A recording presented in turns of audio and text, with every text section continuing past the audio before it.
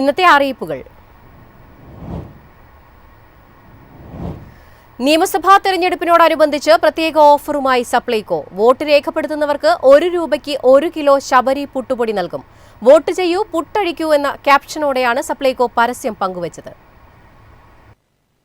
ജനാധിപത്യ പ്രക്രിയയിൽ പങ്കാളികളാവുന്ന വോട്ടർമാരെ പ്രോത്സാഹിപ്പിക്കുന്നതിനായി വേറിട്ട ഓഫറുമായി സപ്ലൈകോ.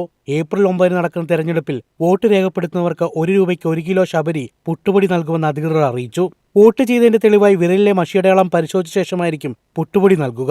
സപ്ലൈകോയിൽ നിന്നും ₹1000 മുകളിൽ സബ്സിഡിയില്ലാത്ത സാധനങ്ങൾ വാങ്ങുന്ന ഉപഭോക്താക്കൾക്കാണ് ₹1 1 കിലോ പുട്ടുപൊടി ലഭിക്കുക.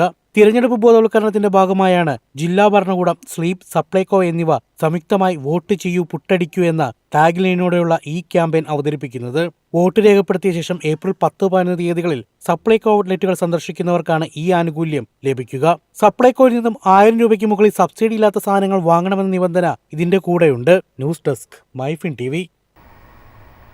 ഏപ്രിൽ മാസം ബാങ്ക് ഇടപാടുകൾ നടത്തുന്നവർ ശ്രദ്ധിക്കുക. പെസഹ വ്യാഴം, ദുഃഖവെള്ളി, ഈസ്റ്റർ ഉൾപ്പെടെ നിരവധി ദിവസങ്ങളിൽ ബാങ്കുകൾ അവധിയായിരിക്കും.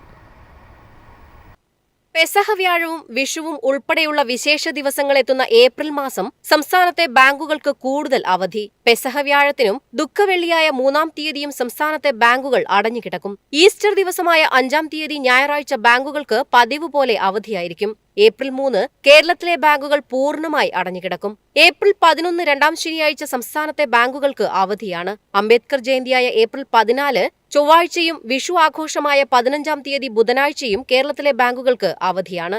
ബാങ്ക് അവധികളിൽ ഓൺലൈൻ ഇടപാടുകൾ സാധാരണ രീതിയിൽ തന്നെ പ്രവർത്തിക്കും. News desk, MyFin TV.